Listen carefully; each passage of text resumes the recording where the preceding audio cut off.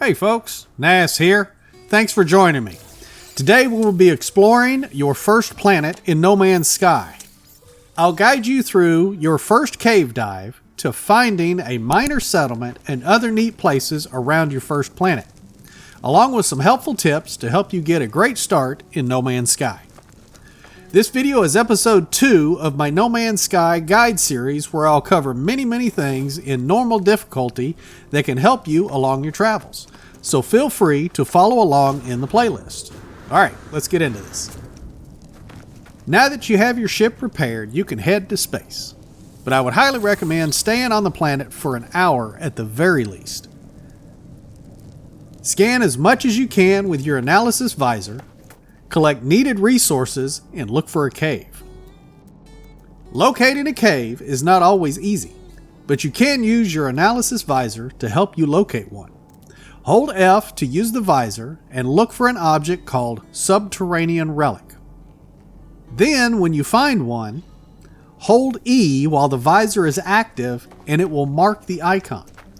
That way you can see it once the visor is inactive. These relics are almost always located in a cave. Then all you have to do is find the cave opening. Make sure you have lots of carbon to recharge your multi-tool while you're in the cave. Once you find a cave, make sure to mark the entrance. Use your analysis visor and then look at the ground at the cave entrance and hold E. This will place a custom marker for you to find your way out of the cave when you're done.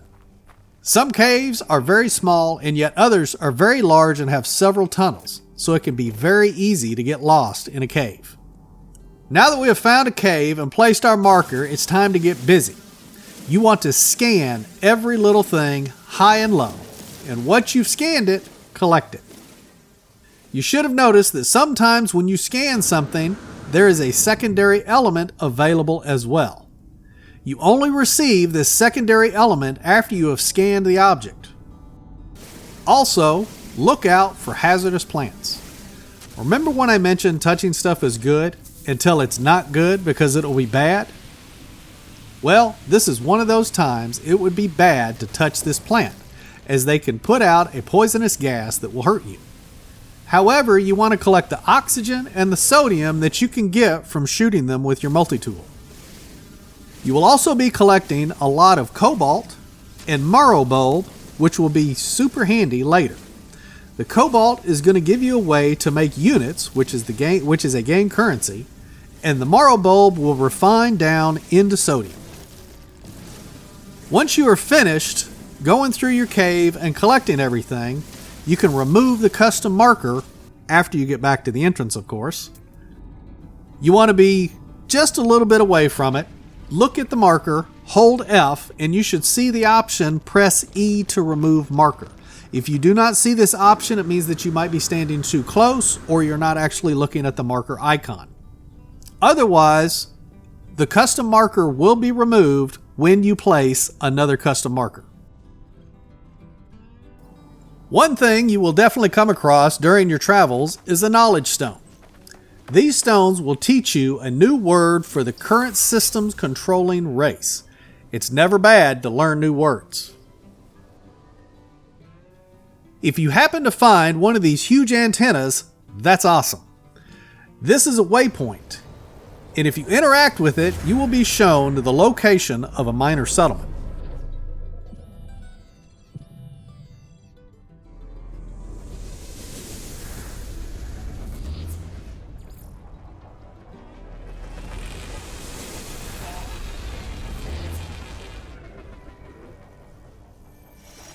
Finding a minor settlement, either by a waypoint or just stumbling upon it, is always good because there is stuff to touch.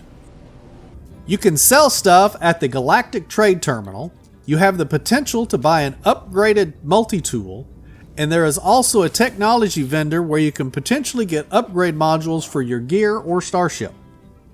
So go nuts. I also like to build my bases next to the minor settlement for all of the reasons I just mentioned, and the free parking. If you land your starship on a parking pad with a green circle, no matter whether it's a minor settlement or what location, when you take off, your ship does not use any thruster fuel. So it's free takeoff. So landing on these green circles is good. I don't think I mentioned this, but to take off in your ship, hold W on your keyboard. Use Shift to get a boost. If you press the S key, your starship will slow down. Then when you are ready to land, slow down, get near the ground, and press E to initialize landing. If you are landing on a free parking pad, make sure that your cursor is pointing at the green circle and press E.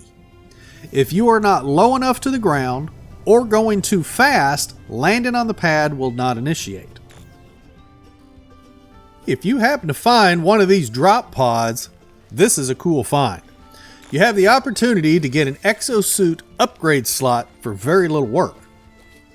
Just walk up and interact with the upgrade terminal inside the pod, and you will need to repair a few items in order to receive your upgrade slot. Just craft or buy the parts required to make the repairs and put them in the damaged slots and collect your new upgrade slot. Easy peasy. At some point in your travels, you will come across a building with these purple eggs. I highly suggest you do not shoot the eggs for now. This is one of those times touching stuff could be bad. Don't worry, I'll cover how to handle these, but before you try nabbing what's inside these eggs, you will first need to advance your main quest line to get the terrain manipulator, so we can do a little digging. However, in the meantime, you can touch everything else, and there's even a terminal inside that will give you nanites, and we love nanites. Alright, if we fast forward a little bit to after you get your terrain manipulator, we can go through how to collect the larval core from these whispering eggs. You want to dig a hole straight down the center of each egg cluster, and make sure your manipulator bubble is on the medium setting. Use the R and T keys to change the size of the bubble. The default bubble size is medium. If you need to redo any of the holes or tunnels that we're going to be digging, use the middle mouse button to change between the manipulator settings. I like to use the setting Restore to fill in the holes. Once you have all of your downward holes where you can access the eggs from below, find the one closest to your ship and place a custom marker in the middle of the hole. Then go back to your ship and dig a downward slope tunnel about the same distance deep as the holes for the eggs, and then just dig a straight tunnel to your marker. This egg cluster is going to be your last cluster you gather before making your escape. Now we want to connect each of the cluster holes with an underground tunnel. So leave the marker in the hole for the last cluster you plan on collecting, and jump down in the hole for the next cluster. You can see your marker from there and just dig a tunnel over to your marker.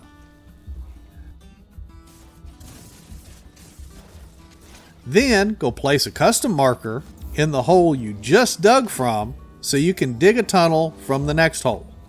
You want to repeat this process for each egg cluster. Remember, if you mess up a tunnel or a hole, you can select Restore on the manipulator and just redo it. The idea for the tunnels is to make it easy to navigate each egg cluster without getting turned around while in the tunnels. You want to keep the tunnel straight and tight so it is easy for you to move around. If the holes or the tunnels are too big, the poo will definitely start to fly. Alright. Now that you have all of your holes and tunnels dug, it's time to double check your work. Make sure you do not cut a tunnel from your last hole to your escape tunnel. The idea is your tunnel should have a start point and an end point. We are not doing a loop. We don't want to be running in circles. The start point is the first cluster you want to start with, and the end point is the cluster you want to collect last before heading to your starship.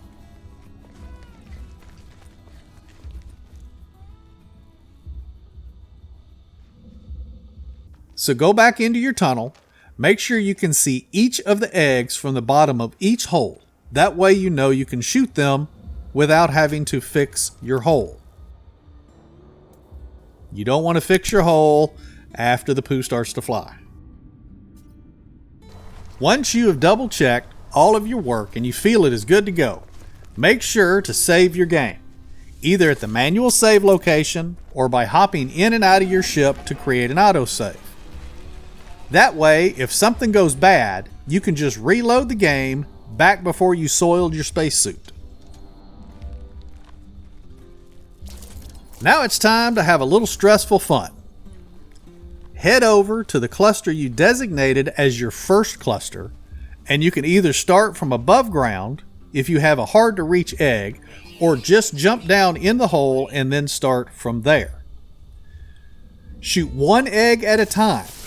Gather the larval core by holding E. It should fall down into the hole if you dug your holes right. You want to gather these larval cores quickly because they won't hang around very long. I want to say maybe 5 or 10 seconds or something. Also, make sure not to shoot too long, as you can accidentally shoot the core and it will be destroyed and you won't be able to gather it. The critters that you are making mad should not be able to reach you in your tunnel, as it is too tight for them. If they happen to pop down in the hole, they should pop right back out. So just take your time and do this for each egg cluster until you reach your escape tunnel.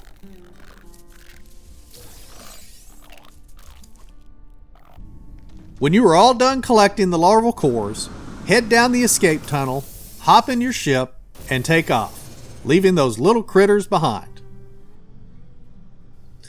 Now, you're probably wondering, why did I go through all that hassle? Well, each larval core can be refined into 50 nanite clusters, or you can sell the eggs at the trade terminal and make a nice chunk of change. With the eggs I collected, I stand to make a little more than 1 million units, or just over 1,000 nanites. That's not too bad. Don't forget to change your space shorts though.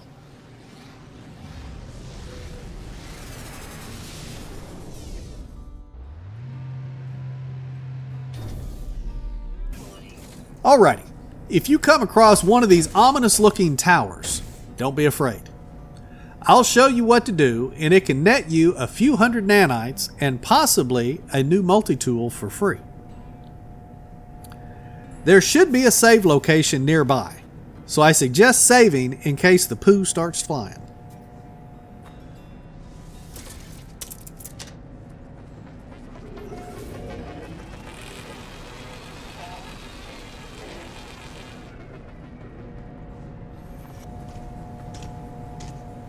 Once you've created your autosave, find the control terminal.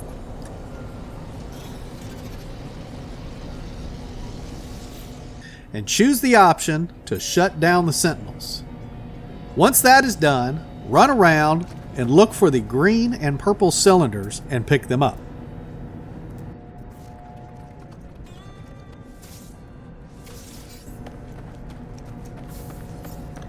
Then head back to the control terminal again and choose the option to extract the technology. This is where you can get some cool stuff, like this handy little multi-tool, which is definitely an upgrade for me. Don't mind that 200 million units in the top left corner. I'll show you how to get that and more soon enough.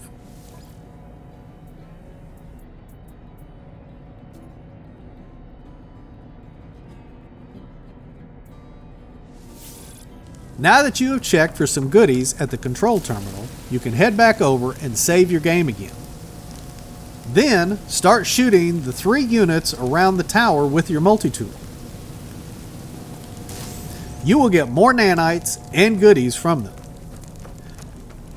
If you want, you can hop back in your ship and shoot them as well. I'm just going to shoot them with my new multi-tool. Remember, always save, scan, collect, survive. If you found this guide helpful in any way, please make sure to click that like button If you're new to the channel, maybe consider clicking that subscribe button and notification bell. You can also find links to my Discord, Buy Me a Coffee, Facebook, Twitter, and Reddit in the description below. Thank you again for joining me today. We'll see you in the next one. Take care and happy hunting.